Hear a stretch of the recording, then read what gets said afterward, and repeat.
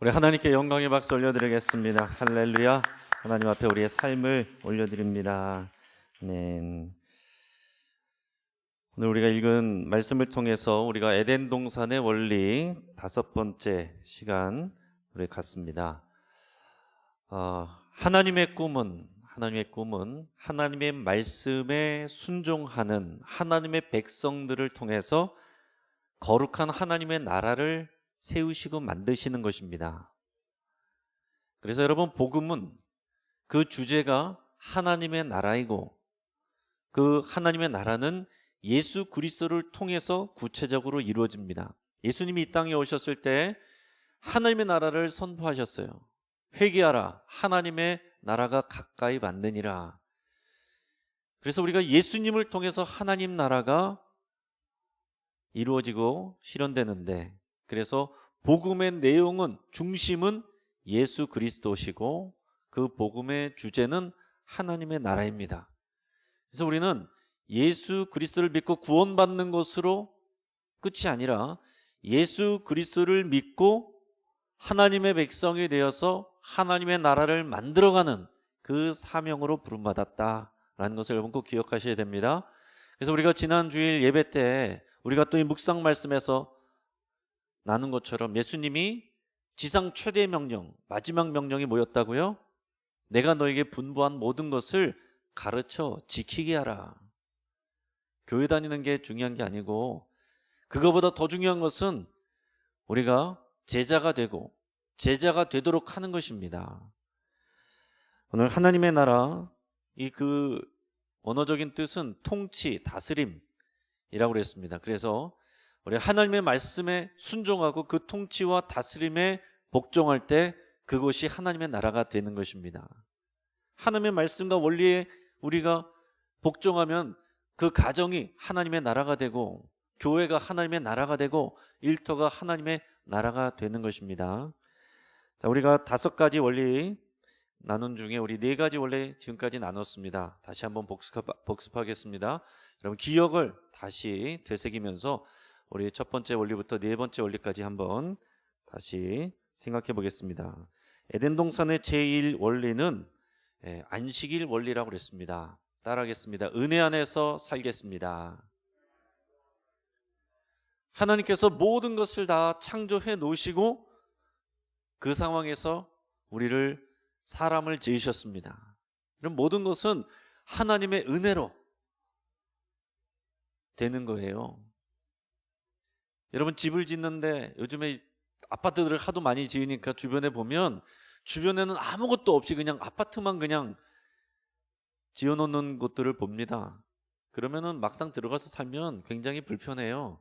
근데 하나님은 사람을 먼저 지으신 것이 아니라 사람이 살 수 있는 모든 환경을 다 구비해 놓으시고, 그러고 나서 사람을 창조하셨다라고 그랬습니다.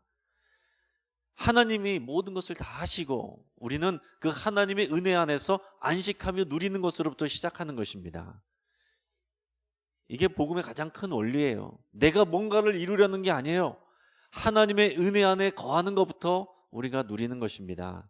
자, 2번째 원리, 그것은 거룩의 원리다 그랬습니다. 따라하겠습니다. 거룩하게 살겠습니다. 하나님께서 하나님의 형상대로 사람을 다 창조하셨습니다.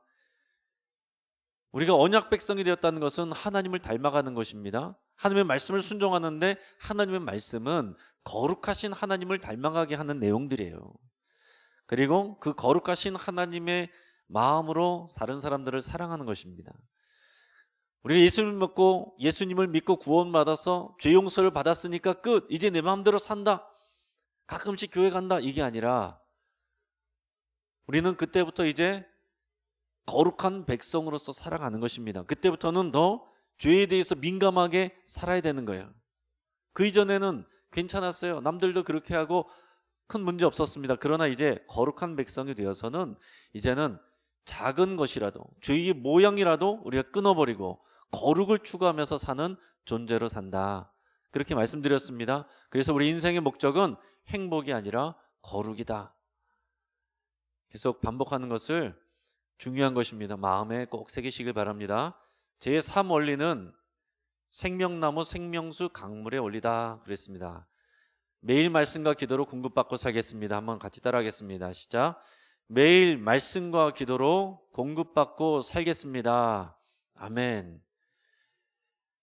여러분이 에덴 동산에는 생명을 주는 생명나무가 있었고 그 생명수 강물이 흐르고 있었습니다. 이 생명나무는 생명을 주는 하나님의 말씀을 상징한다 할 수 있고 생명수 강물은 성령의 역사를 상징한다라고 할 수가 있습니다. 그래서 우리는 매일 주의 말씀을 먹어야 되고 또 성령의 인도하심을 받아서 인도함을 받고 그것을 통해서 기도해야 되는 거예요. 말씀과 기도가 매일매일 우리 삶을 이끌어 가야 된다라는 얘기입니다. 여러분 일주일에 한 번 교회 나오는 사람하고 또 매일 또 새벽 기도하고 큐티하고 기도하는 사람하고는 같을 수가 없어요. 일주일에 한 번 밥 먹는 사람하고 매일 밥 먹는 사람하고 같겠습니까? 하나님은 거기다가 복 있는 사람은 주의 말씀을 사랑해서 주야로 묵상한다고 했습니다. 잠깐 와서 예배드리고 은혜 받는 것하고 하루 종일 그 말씀을 묵상해서 생각하고 그 말씀을 따라 순종하는 사람하고 같을 수가 없는 거죠. 자, 우리는 매일 말씀과 기도로 공급받으면서 사는 사람들입니다. 먹고 살기 위해서 사는 사람들이 아니고 말씀과 기도로 공급받고 살아가는 인생입니다. 자, 네 번째 원리는 선악과의 원리라고 그랬습니다. 자, 한번 같이 읽어보겠습니다. 같이 시작. 판단하거나 정죄하지 않고 살리는 일을 하겠습니다. 아멘. 우리 지난번에 우리가 나눌 때 그랬습니다. 선악과는 선과 악을 판단하는 열매라고 그랬고 다른 것은 다 먹는데 너는 그것만은 먹지 마라. 그런데 뱀의 유혹을 받아서 선악과를 따먹었죠. 그랬더니 하나님께서 이 우리가 지은 사람들이 선악과를 따먹어서 우리처럼 선악을 판단하게 되었다 이렇게 얘기했어요. 선악을 판단하는 것은 하나님에게 속한 일이다라는 거예요. 선악과를 따먹는 것이 범죄였고 그것은 교만이 된 것입니다. 다른 사람들을 우리가 하나님이 된 것처럼 다 판단하고 정죄하는 것, 그것이 교만의 으뜸이다라고 말씀을 하시는 것입니다. 교회가 깨지는 건 다 판단하고 정죄해서 서로 상처 주고 나누어질 때 교회가 깨지는 것입니다. 여러분 너무 똑똑한 건 좋은 것이지만은 지혜로워야 되는 거예요. 똑똑한 사람이 공동체를 망치는 경우가 흔합니다. 똑똑한 사람이 다 판단하고 정죄하고 가르고 나누고 그래서 교회들이 찢어지는 거예요. 여러분 똑똑한 사람이 아니라 지혜로운 사람이 되시기를 축복합니다. 자, 마지막 에덴 동산의 마지막 원리는 따라하겠습니다. 돕는 배필의 원리. 따라합니다. 돕는 배필로 살겠습니다. 이게 마지막 오늘 배워야 될 5번째 원리입니다. 우리 창세기의 내용을 보면 하나님께서 창조하신 것들을 하나님이 바라보면서 다 좋았다, 아주 좋았다 이렇게 말씀하셨습니다. 자, 그런데 한 가지 하나님이 보실 때 좋지 않아 보이는 것이 하나가 있었어요. 그것이 오늘 말씀의 18절에 나옵니다. 우리 18절 말씀을 같이 한번 읽어보겠습니다. 시작. 여호와 하나님이 이르시되 사람이 혼자 사는 것이 좋지 아니하니 내가 그를 위하여 돕는 배필을 지으리라 하시니라. 아멘. 하나님 눈에 볼 때 뭐가 안 좋아 보였다고요? 혼자 사는 것이. 이것이 예전에 개역 성경 때는 독처하는 것이 이렇게 한자로 표현이 되어 있었습니다. 사람이 독처하는 것이 좋지 않아 보였다.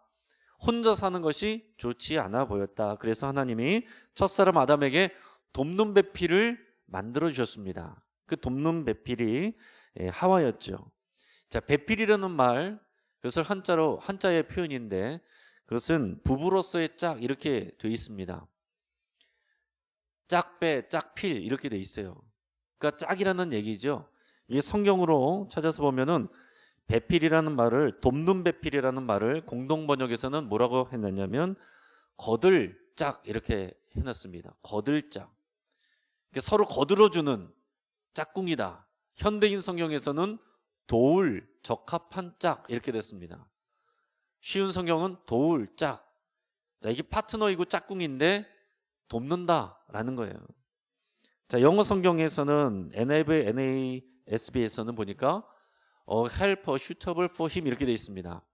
그를 돕는 사람, 헬퍼인데 suitable, 그 사람에게 최적화된 안성맞춤인 그런 사람이라는 거예요. 자, 뉴 킹 제임스 버전에서 보니까 비슷한데 helper comparable for him 이렇게 되어 있습니다. 이것은 견줄 만한, 비교할 만한, 대등한 그런 표현입니다. 자, 그러니까 이 말씀에서 영어 성경에서 보는 것처럼 성경이 하나님께서 돕는 배필을 준 것은 시녀처럼 종처럼 만들어주신 게 아니에요. comparable, 동등한 위치로서 오히려 도움을 주는 그런 짝으로서 하나님께서 창조하셨다라는 겁니다. 여러분, 사람은 기본적으로 외향적인 사람이 있고 내향적인 사람이 있습니다. 기본적으로 사람과 어울리는 것을 좋아하는 사람이 있고 혼자 있는 걸 좋아하는 사람이 있어요. 이 성격 검사는 이제 유명한 MBTI 검사에서 가장 먼저 그 검사 기준이 뭐냐면 외향적인가 내향적인가를 이제 검사하는 겁니다. 근데 외향적인 것과 내향적인 것의 큰 구분점은 뭐냐면 어떤 사람이 외향적이고 어떤 사람이 내향적인가 하냐면 외향적인 사람은 다른 사람을 만날 때 힘이 생기는 사람이에요. 다른 사람을 만나고 얘기하고 자꾸 그래야 삶의 활력소가 막 용솟음치는 그런 사람이 외향적인 사람입니다. 그런데 내향적인 사람은 다른 사람을 잘 만나긴 하는데 만나는 것이 힘이 드는 사람, 에너지가 소비되는 사람. 자, 그래서 여러분 밖에서 여러 사람들을 만나고 왔는데 만나고 오니까 기분이 좋아지는 사람이 있고 만나고 오니까 힘이 쭉 빠져서 좀 쉬어야겠다 이런 사람이 있어요. 힘이 나는 사람은 외향적인 사람이고 힘이 드는 사람은 내향적인 사람입니다. 여러분 어떤 것 같으세요? 자, 사람이 밝다고 해서 다 외향적인 게 아닌 거예요. 어떤 사람은 내향적인데 그냥 밝게 대하는 사람이 있어요. 근데 집에 가면 너무 피곤해요. 힘들어요. 좀 내향적인 것이 오히려 더 강한 사람입니다. 자, 저 같은 경우는 검사를 보면 거의 반반 나옵니다. 외향성과 내향성이 거의 반반 나와요. 저 같은 경우는 사람들을 만나면 좋습니다. 근데 혼자 있으면은 그것도 또 좋아요. 같이 있으면은 또 힘이 되는데 또 혼자 있으면은 또 보충이 되기도 하고 혼자 있어도 잘 놀고 같이 만나서도 잘 어울리고 그럴 수 있습니다. 이거는 이제 개인적으로 다 틀려요. 어떤 사람들은 이제 검사를 보면은 외향성이 더 크고 또 내향성이 자꾸 뭐 이렇게 나오는 사람도 있고 반대가 있고 저처럼 비슷비슷하게 나오는 사람들도 있고 그렇습니다. 자, 그런데 하나님께서 우리를 돕는 배필로 허락하셨다. 이거는 개인의 성향의 문제로 오늘 성경 말씀을 해석할 일이 아니다라는 것입니다. 나는 사람들 만나는 거 싫고 혼자서 살고 싶어요. 나는 그냥 혼자 신앙생활하고 싶어요. 그런 개인적인 성향으로 말씀을 대하면 안 된다라는 것입니다. 하나님께서 우리를 돕는 배필을 허락하셨다. 혼자 있는 것이 좋지 않아 보여서 돕는 배필을 만드셨다. 하나님이 우리를 사회적인 존재, 공동체적인 존재로 만드셨다라는 것을 배우는 것입니다.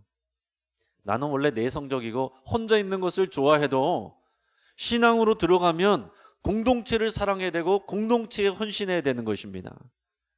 원래 사람을 좋아해서 사람하고 어울리는 걸 좋아하는 사람에게만 그것이 해당되는 말씀이 아닌 것입니다. 여러분이 공동체를 이룬다는 것은 외향적인 사람에게만 어울리는 게 아니에요. 내향적인 사람, 오히려 내향적인 사람이 깊이 들어주고 또 참아주고 다 같이 떠들면 얼마나 시끄럽겠습니까? 들어주는 사람이 또 있어야 되는 거거든요. 이 적절하게 잘 어울려야 됩니다. 두 사람의 짝도 마찬가지고 공동체도 마찬가지예요. 다 적절하게 어울려 있어야 됩니다. 신앙생활의 성격은 항상 이 두 가지가 같이 있는 거예요. 개인적인 성격 또 그리고 공동체적인 성격이 같이 있습니다. 개인적인 성격이다라는 것은 뭐냐면 우리 집에 목사님이 많아요. 장로님이 많아요. 선교사님도 있어요. 다 소용없고 내가 하나님을 만나야 되고 내가 예수님을 만나야 되고 내가 예수님 앞에 내가 죄를 고백하고 예수님을 나의 구주로 영접해야 되는 것입니다. 혈통으로 되는 것이 아니라고 그랬어요. 그러니까 결국에는 내가 나의 이름으로 신앙생활을 해야 되는 것입니다. 우리가 부모님 때문에 나올 수도 있고 가족 때문에 나올 수도 있고 친구 때문에 따라 나올 수도 있지만 결국에는 나의 하나님이 되셔야 되는 것입니다. 모태신앙 중에서 이것을 스스로 헷갈리고 착각하는 경우들이 있습니다. 부모님의 신앙, 그것 때문에 내가 지금까지 나왔는데 그것을 나의 신앙이라고 착각하는 경우들이 있어요. 그래서 모태신앙은 스스로 자기가 신앙이 있다 생각하는데 나중에 보면 내가 신앙이 없음이 들통날 때가 있습니다. 정말 자기를 점검해봐야 되는 거예요. 내가 정말 나의 신앙인가? 나의 주님, 나의 하나님, 나의 예수님, 예수님이 나의 주님이라고 고백할 수 있는가? 이것이 기본이에요. 그런데 그 다음에는 공동체로 나가는 것입니다. 개인으로 구원받았지만은 하나님은 우리를 동시에 공동체로 부르셨다라고 했습니다. 교회로 불러주셨어요. 하나님의 백성으로 불러주셨습니다. 하나님의 나라가 되게 하셨습니다. 이게 우리의 믿음의 고백인 것입니다. 그런데 한국교회의 특징 중에 하나가 개인적인 성격이 점점 심해지고 있다는 것입니다. 이것은 어디 다른 나라도 마찬가지이긴 한데 도시화될수록 교회가 또 사람이 많아지고 도시화될수록 개인주의적인 성향이 강해집니다. 지금 교인이 많아지면은 이제 여러분 점점 누군지 잘 모르는 사람들이 많아지잖아요. 그런 사람이 많아질수록 사실은 새로운 사람들이 편합니다. 왜냐하면 티나지 않고 혼자 내 마음대로 신앙생활을 할 수가 있거든요. 그 사람들은 더 크고 나를 몰라줘도 그냥 내가 편하게 왔다 갔다 할 수 있는, 내가 필요할 때 가고 내가 필요 없을 때 안 가는 그런 데를 여러분 요즘 점점 더 선호합니다. 이제 코로나로 인해서 영상 예배가, 온라인 예배가 되게 되면서 이제 그런 개인주의적인 성향은 더 강해질 것입니다. 여러분이가 온라인 예배가 우리 상황에 맞춰서 우리가 필요에 의해서 하긴 하지만 기본적으로 여러분이가 공동체로 부름받았다는 것을 꼭 기억하셔야 돼요. 이 온라인 예배가 자칫하면 나의 개인주의적으로 그냥 나만의 만족함으로 나갈 수 있는 위험 요소가 아주 다분합니다. 그러나 이것을 통해서 우리의 공동체성을 더 강조할 수도 있어요. 우리가 유익을 잘 활용해야 되지만 우리가 마치 쇼핑센터에 오는 손님처럼 내 필요한 것들을 찾아 골라서 쇼핑하는 그런 예배 쇼핑, 어떤 은혜 쇼핑, 이런 일들이 많아지기가 쉽고 지금 그렇게 되어가고 있습니다. 그러니까 여러분, 우리가 이것의 유익을 생각하고 우리가 영상시대도 준비하고 코로나 이후 시대도 준비해야 되지만 동시에 신앙의 원초적인 이 공동체성에 대해서 더 우리가 깊이 배우고 확신하고 공동체에 헌신할 수 있어야 된다라는 얘기입니다. 그러므로 공동체 안에서는 성숙의 기준이 열심보다 배려입니다. 당연히 열심이 중요하지만 공동체에서는 배려가 중요한 거예요. 나는 혼자 열심히 하는데 다른 사람 배려하지 않아요. 나는 열심히 뜨거워서 교회에 딱 왔는데 누가 내가 앉던 자리에 처음 보는 사람이 와서 앉아 있어요. 기분이 확 상해가지고 여기 내 자리니까 다른 데 가시라고. 이게 벌써 나의 열심은 있지만 배려가 없는 거예요.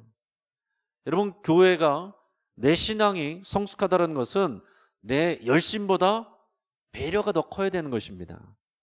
그게 성숙한 사람이에요.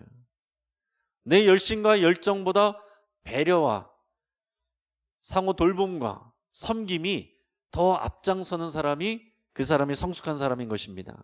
열심히 하는 사람보다 배려하는 사람이 더 성숙한 사람이라는 것을 여러분 꼭 기억하실 수 있길 바랍니다. 교회 안에 보면 어느 교회나 사람들이 분류가 나눠지는데 이런 경우가 있습니다. 어떤 분들은 같이 어울리는 거 좋아해요. 사람들 모이는데 항상 있습니다. 그리고 봉사하는 것도 좋아합니다. 같이 어디 다니는 것도 좋아해요. 그런데 예배하고 기도하는 거, 말씀으로 서로 교제하고 나누는 거 어색해하고 잘 못하는 분들이 있어요. 잘 못하는 정도가 아니고 별로 하고 싶어 하지 않는 분들이 있습니다. 그러니까 예배 시간, 기도의 시간에는 안 보이는데 교제의 시간, 또 아니면 봉사하는데 이런 데는 잘 나오는 분들이 있습니다. 반대로 어떤 분들은 신앙의 열정이 있는 분들이 있어요. 신앙의 열정이 특심한 분들이 있습니다. 예배와 기도를 소중히 여깁니다. 근데 아까 얘기한 것처럼 배려가 없는 경우가 있어요.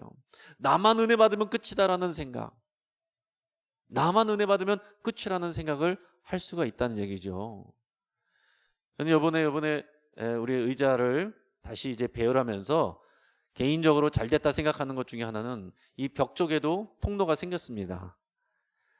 통로가 없을 때는 어떻습니까? 안쪽으로 들어간 분들이 잘 안 들어가시잖아요. 잘 보이지도 않고 안쪽으로 들어가면 나오기가 어려우니까 안쪽으로 먼저 온 사람이 들어가 줘야 되는데 끝쪽에 앉기가 쉽습니다.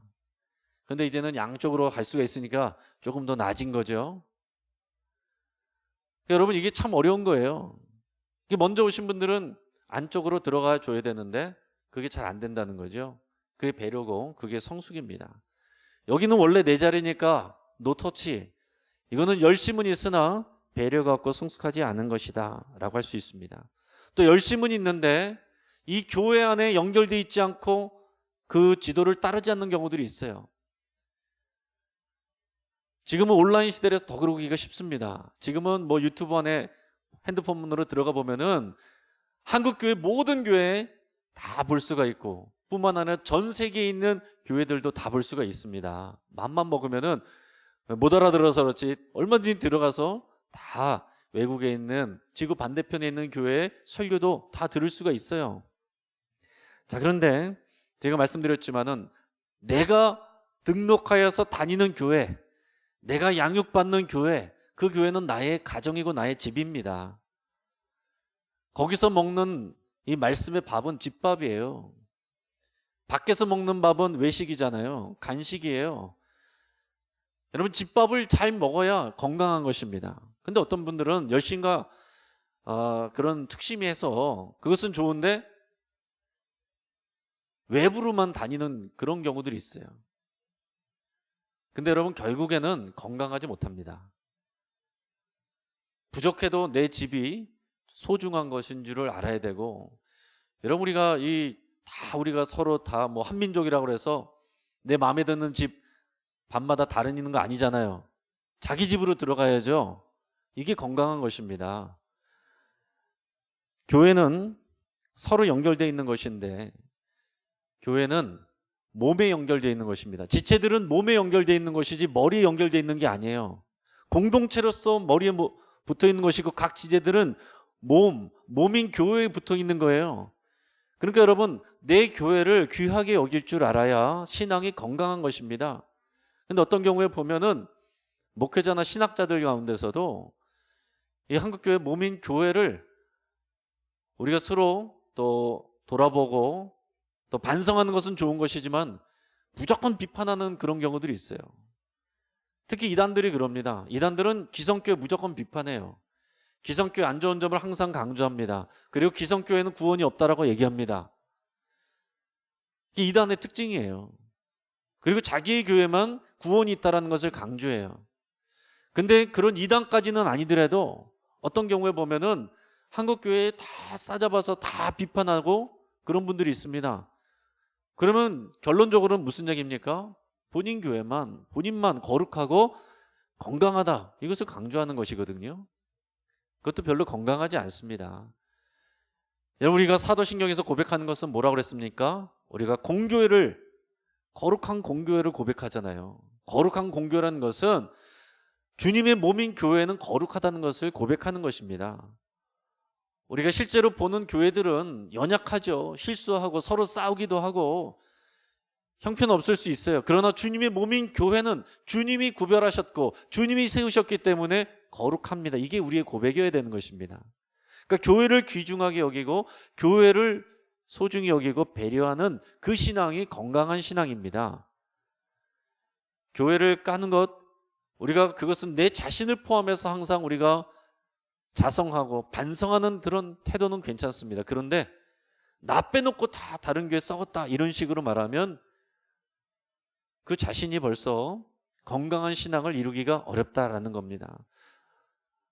더 나아가서는 어떤 경우에는 그 교회 질서를 따르지 않고 그 교회에서 추구하고 또 가르치고 하는 것에 대해서 협조적이지 않고 또 바깥에서 하는 거, 바깥에서 하는 훈련 또는 내 기도의 응답 이것을 우선시하는 경우가 있습니다. 교회가 뭔가를 해나가는 데 있어서 관심이 없고 내가 관심 갖고 듣는 거기에 은혜 또는 내가 기도해보고 하나님께서 말씀해 주시는 그 응답 그거 따라가겠다 그런 경우들이 있어요.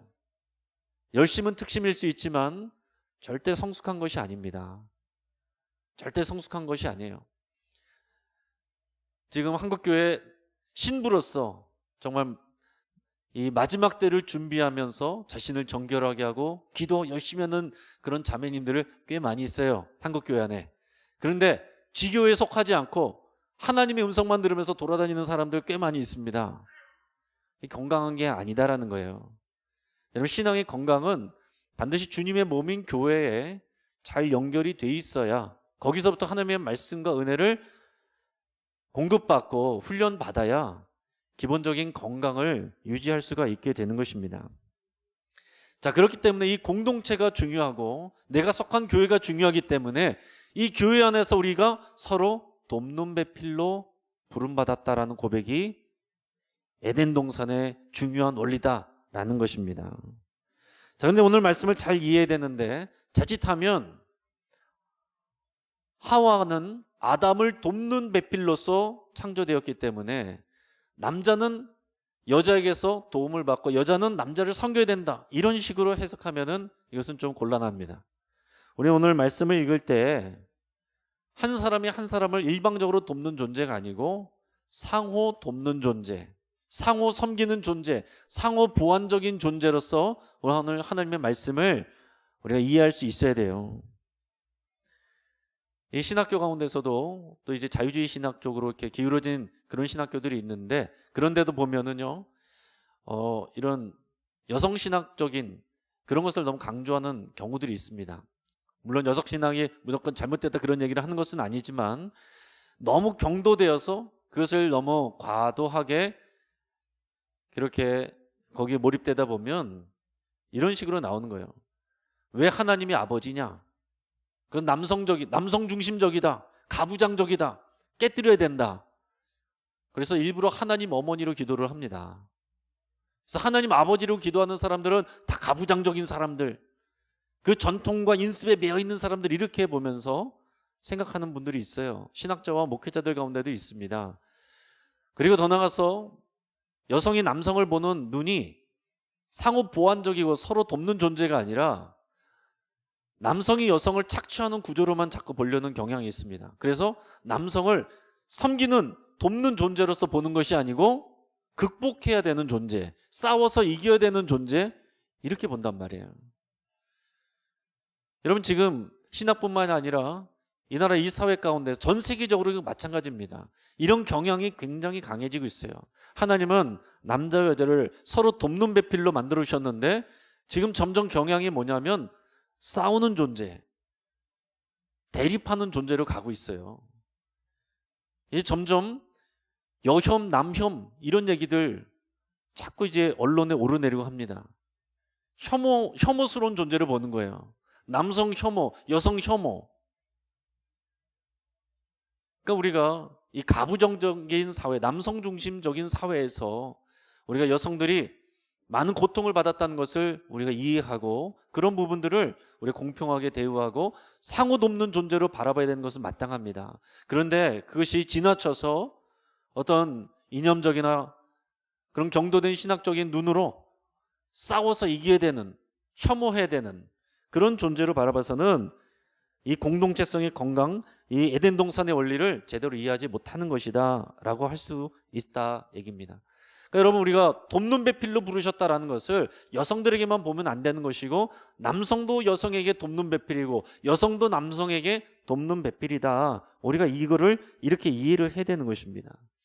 또 교회 안에서도 직분별로도 마찬가지예요. 직분별로도 마찬가지입니다. 성별로도 그런 것이지만 직분별로도 그런 거예요. 여러분 교회 안에서도 목회자 중심주의, 그러니까 질서를 이루는 것은 좋은 것이지만 목회자 중심주의가 잘못될 수 있어요. 그 얘기는 뭐냐면 목회자에게만 의지하려고 하는 경향이다라는 얘기입니다. 목회자에게만 의지하려고 하는 경향. 목사가 모든 것을 다 해줘야 된다고 생각하는 경향. 그것은 이제 건강하지 못하다라는 것입니다. 우리 개혁교회 신학은 만인 제사장서를 따릅니다. 모든 사람이 만인 제사장이에요. 모든 사람이 하나님 앞에 왕 같은 제사장입니다. 우리가 하나님 앞에 직접 나가서 예배하고 기도하고 오늘 이 자리에 여러분 나올 수 있는 것, 여기가 성전이 아니고 예배당이기 때문에 가능한 거예요. 여기가 성전이면 여러분 어떻게 나옵니까? 여기가 성전이면 어떻게 여러분 여기 올라옵니까? 그러나 여기는 성전이 아니라 예배당이기 때문에 우리 여성분들도 올라와서 기도할 수 있고 아이들도 올라와서 성경 읽을 수 있고 한 거예요. 여러분 이런 균형 잡힌 시각을 가지실 수 있길 바랍니다. 자, 목회자는 그러나 말씀과 목양에 대해서 특별히 훈련을 받고 그리고 안수받아서 기름 부음 받아서 그 역할을 감당하는 사람입니다. 교회 안에서 제사장 역할 하는 사람이에요. 코치가 되고 또 교육자가 되고 설교자가 됩니다. 그러나 구약적인 제사장의 개념은 아니라는 거예요. 구약적인 제사장의 개념은 뭐냐면 대신해 주는 사람인 거예요. 대신해 주는 사람. 구약의 제사는 제사장이 드려주는 것입니다. 그러니까 카톨릭의 미사는 제사의 개념이에요. 그래서 사제라고 부르죠. 그래서 대신 그 예배를 드려주는 거예요. 성도들은 그것을 쳐다보는 것입니다. 근데 우리 개신교는 하나님의 말씀에 더 충실하게 가려고 하는 것이고 하나님의 말씀 앞에서 우리는 그 성전 휘장이 찢어진 이후에 누구나가 다 지성소 안으로 들어갈 수 있는 그런 사람들이 된 것입니다. 그래서 여러분들은 저에게 회개를 하는 것이 아니고 주님께 직접 회개하면 되는 거잖아요. 마찬가지로 중직자, 교구장, 구역장 마찬가지입니다. 여러분 교인들의 입장에서 그분들이 나를 당연히 섬겨야 된다, 도와줘야 된다 이렇게만 생각하면 안 된다는 거예요. 상호 도움, 상호 섬김. 목회자가 여러분들을 섬기지만 여러분들은 목회자를 섬기는 것이고 또 구역장이 또 구역원들을 섬기는 것이지만 구역원들도 구역장을 섬겨줘야 되는 거예요. 구역원들이 우리 구역장은 아무것도 안 해. 왜 이런 것도 안 해줘? 마치 무슨 맡겨놓은 것을 요구하는 사람처럼 그렇게 해서는 안 된다라는 얘기입니다. 자, 돕는 배필이라는 개념을 여러분 가정 안에도 가지고 들어가셔야 되고 교회 안에도 들어가셔야 되고 남녀의 관계로도 보셔야 되고 직분별로도 우리가 함께 보면서 서로 돕는 배필이다, 서로 돕는 배필로 부름받았다라는 것을 우리가 고백해야 된다라는 얘기입니다. 에베소서 5장 2절 같이 읽어보겠습니다. 에베소서 5장 2절 자, 시작. 그리스도를 경외함으로 피차 복종하라. 아멘. 그리스도를 경외함으로 피차 복종하라. 에베소서는 교회에 대해서 가르쳐주는 성경 말씀입니다. 교회는 하나님을 경외하고 그리스도를 경외하는 그 믿음으로 서로에게 복종하는 거예요. 저 사람은 다 판단하지 않고 그리스도 때문에, 예수님 때문에 서로에게 복종하고 서로에게 섬겨주고 서로를 돕는 일, 이게 믿음입니다. 내 눈에서 볼 때 저 사람은 아웃시키고 이 사람 아웃시키고 내 마음에 드는 사람만 이렇게 모여서 건강한 교회 절대로 되지 않는 것입니다. 하나님은 사람을 서로 돕는 존재로 부르셨어요. 그렇게 창조를 하셨습니다. 그리고 우리를 가정 안에서뿐만 아니라 교회에서도 서로 돕는 배필로, 서로 돕는 동역자로 부르셨다는 것을 여러분 꼭 기억하실 수 있기를 바랍니다. 목회자만 일꾼이 아니고 여러분 모두가 일꾼으로 부름받은 거예요. 당연히 좋은 목회자가 있어야 되지만 좋은 성도가 교회를 만들어가는 것입니다. 좋은 드림팀, 여러분들이 드림팀원이 돼서 하나님의 나라를, 이 교회가 하나님의 나라가 되도록 그렇게 함께 세워가는 것이죠. 우리 에베소서 5장 22절에서 25절 부부에 대해서 한 내용인데 같이 읽어보겠습니다. 저 시작. 아내들이여 자기 남편에게 복종하기를 주께 하듯하라. 이는 남편이 아내의 머리됨이 그리스도께서 교회의 머리됨과 같음이니 그가 바로 몸의 구주시니라. 그러므로 교회가 그리스도에게 하듯 아내들도 범사에 자기 남편에게 복종할지니라. 남편들아, 아내 사랑하기를 그리스도께서 교회를 사랑하시고 그 교회를 위하여 자신을 주심같이 하라. 자, 오늘 이 말씀을 여러분 꼭 기억하시길 바랍니다. 이 말씀은 부부간의 관계에 대해서 말씀하신 것이고 동시에 교회에 대한 영적인 원리라고 말씀을 하고 있어요. 하나님과 이 교회의 관계가 부부관계하고 같은 것이기 때문에 그것을 같이 말씀하고 있는 것입니다. 그러면서 아내들에게 권면하기를 교회가 주님에게 복종하듯이 아내는 남편에게 복종하라. 근데 요즘에 이런 말을 어디 밖에서 나가면은 뒤통수가 뜨끔뜨끔하다는 얘기죠. 결혼식 가서 축사도 이 말씀 나누면은 조심스러워요. 벌써 이 아내가 남편에게 복종하라? 요즘 같은 세상에 벌써 이렇게 생각이 된다는 얘기입니다. 그런데 이 말씀은 무슨 얘기입니까? 그 사람이 그만한 위치, 가치가 있어서 꼭 그런 것이 아니라 주님을 경외함으로 하나님께서 그런 영적인 원리와 질서로 맺어주셨기 때문에 우리가 그 하나님의 영적인 원리에 순종하는 마음으로 복종한다라는 얘기입니다. 거기서 끝이 아니고 그 다음에 뭐가 붙었어요? 예수님이 교회를 위해서 그 생명을 내어준 것처럼 그렇게 사랑한 것처럼 남편은 그 아내를 위하여 죽기까지 섬기고 사랑하는 것. 이게 영적인 원리로 가르쳐 주신 것입니다. 오늘 이 말씀, 에베소 말씀을 잘못 읽으면 가부장적인 사고 또 남존여비 사상처럼 보일 수가 있어요. 그러나 그게 아니라는 것을 여러분 잘 기억하시기 바랍니다. 상호 존중, 상호 섬김, 상호 또 복종이에요.